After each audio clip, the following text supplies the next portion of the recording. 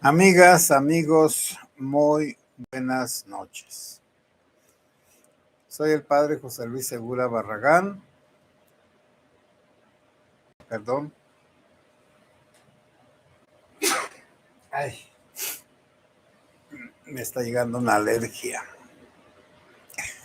Soy el padre José Luis Segura Barragán, acá desde la Loma, Jalisco, Las Lomas. Estos días no he hablado de la violencia, no porque la violencia no haya desaparecido. Bueno, lo voy a saludar a una persona, pero como ya no veo, lo que no me conviene. Diana Sáenz, buenas noches. Bueno, miren, están pasando muchas cosas aparte de los límites, entre los límites de Michoacán y Jalisco, allá por Mazamitla y San José de Gracia y Cotija. En esas desconfianzas que tienen, Arcángelos, buenas noches. Ya te extrañaba. En Uruapan prendieron fuego a los bosques en derredor de Uruapan, quemando pues las arboledas. ¿Por qué? Porque se está armando como una violencia de grupos que va a estallar tarde o temprano, porque se están fragmentando los grupos que ya existían y que estaban muy fijos, como los de los Jalisco, que ahora parece que dos grupos se separaron y son los que andan por aquel rumbo de Uruapan, aunque todavía ostentan las letras que son de Jalisco.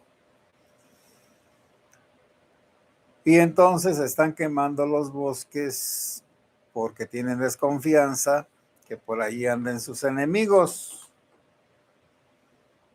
Lo malo está que están destruyendo la naturaleza, la ecología, y esto ya tiene mucho tiempo, pero como que a nadie le importa. Y aquí voy a hablar de mis experiencias, de cosas que vi, no de cosas que me contaron. Hace casi 30 años estuve en en Dos Aguas, bueno, sí, San José Obrero, hoy es su fiesta ahí. E iba a los ranchitos en Bestia, porque los caminos estaban muy feos, allí era muy pobre en ese tiempo, no había luz, más que en los aserraderos tenían su luz propia. Y entonces me quedaba mejor irme a pie. Caminaba 45 minutos a un lugar que se llama la Mesa del Tigre, y allí ya un señor me acompañaba y me prestaba su mula para ir a los ranchos, a los desmontes que era hacia arriba, y a los ranchitos de más abajo. Bueno, en esos trayectos que eran grandes, a veces se quemaban los cerros, los quemaban los cerros. Al principio los narcos nada más quemaban el pedacito que necesitaban, pero conforme iba el helicóptero del gobierno y les quemaba el sembradío, les aventaba algún líquido herbicida. Y entonces, para que no se notara dónde tenían sus siembras, le prendían al cerro. Y entonces, para sembrar un ecuarito de marihuana, quemaban todo el cerro. Entonces, esto ya tiene como 30 años de quema de los cerros, de los pinos de Michoacán. Y nadie hace denuncias ni nadie dice nada, porque poderoso caballero es don dinero y el miedo no anda en burros. Entonces hay una complicidad de eso que les estoy diciendo.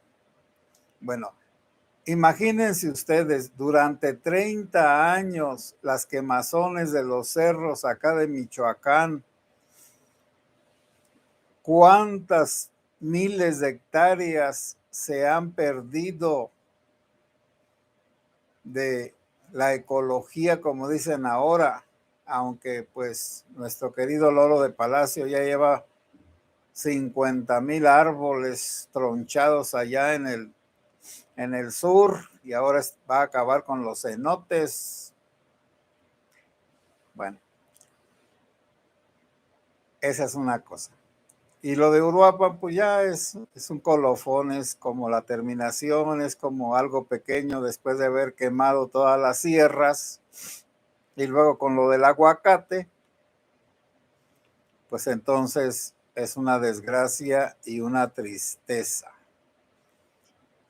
Y no hablan los medios, y ya no hay investigadores, reporteros investigadores. Es que ya los tienen pues bien amenazados por este rumbo, no pueden decir nada. Y lo entiendo perfectamente.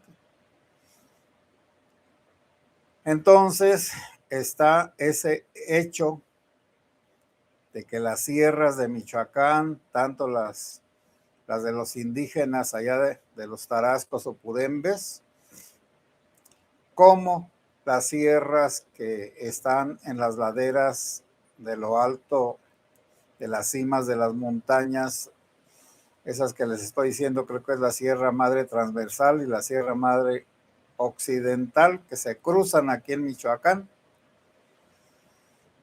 Y toda esa quemazón de árboles, todos esos incendios, bueno, antes había brigadas para apagar los incendios de parte de los aserraderos, pero también como la delincuencia ha ahuyentado a los dueños de aserraderos y ejidos y se ha apoderado de todo, pues ahora prenden los cerros y nadie va a apagarlos.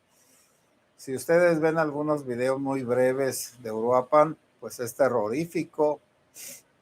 Primero porque los árboles son muy altos, los pinos pues. Y cuando ya hay una quemazón muy fuerte, un incendio muy grande,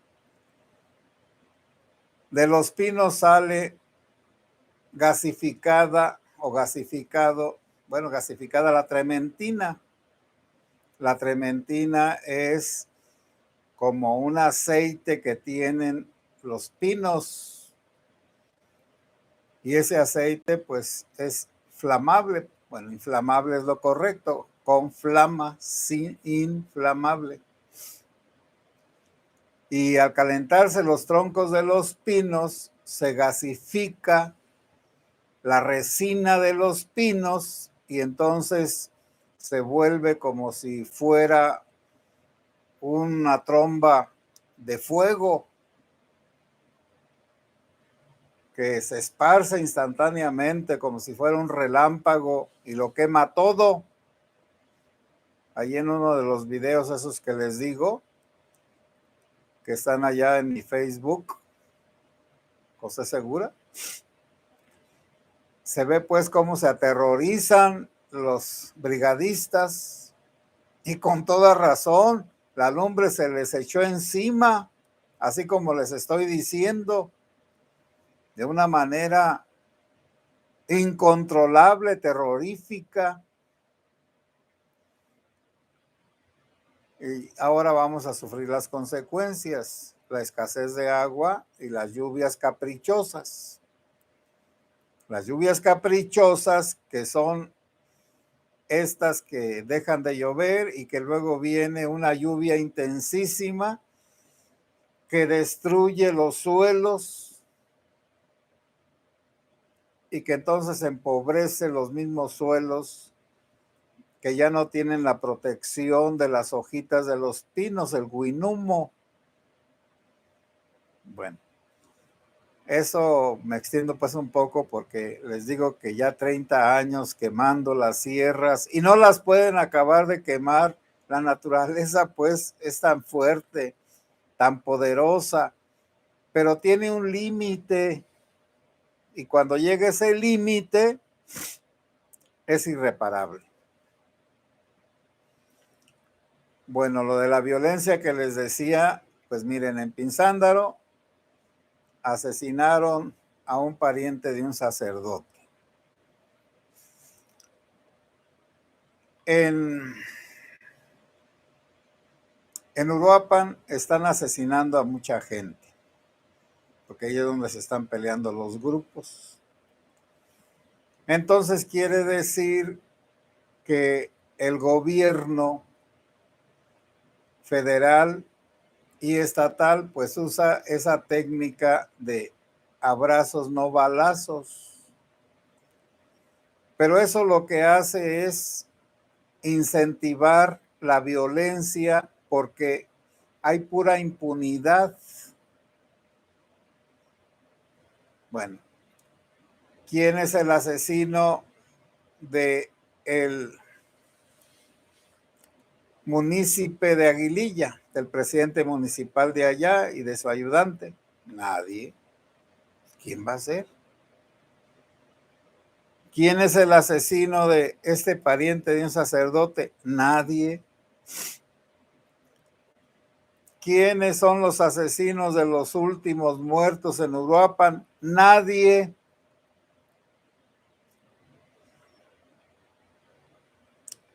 Y en Vicente Guerrero, quién sabe qué pasó, pero bueno. Luego está lo de, ahora se descubre que las chicas que desaparecen, la mayoría son adolescentes entre los 12 y los 14 años. Y se las roban aquí y aparecen muertas allá o aparecen explotadas acullá. Y nadie se da cuenta de esas redes de tráfico de personas con lo de Devani o Devani, pues allí han salido un montón de cosas. ¿Ustedes le creen al taxista que la dejó ahí nada más porque ella quería bajarse? Es una red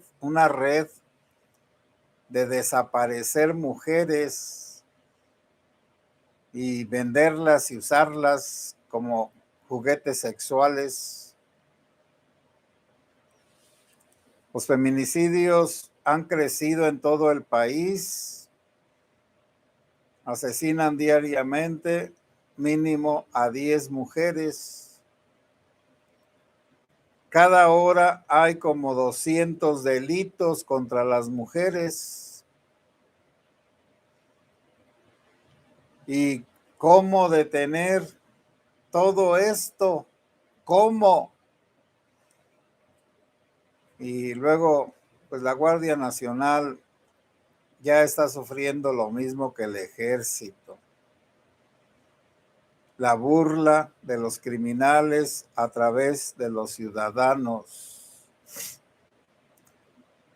Aquí en este rumbo, cuando las autodefensas se burlaron mucho de los elementos del ejército y sobre todo de los más, pues vamos a decir, de más baja categoría.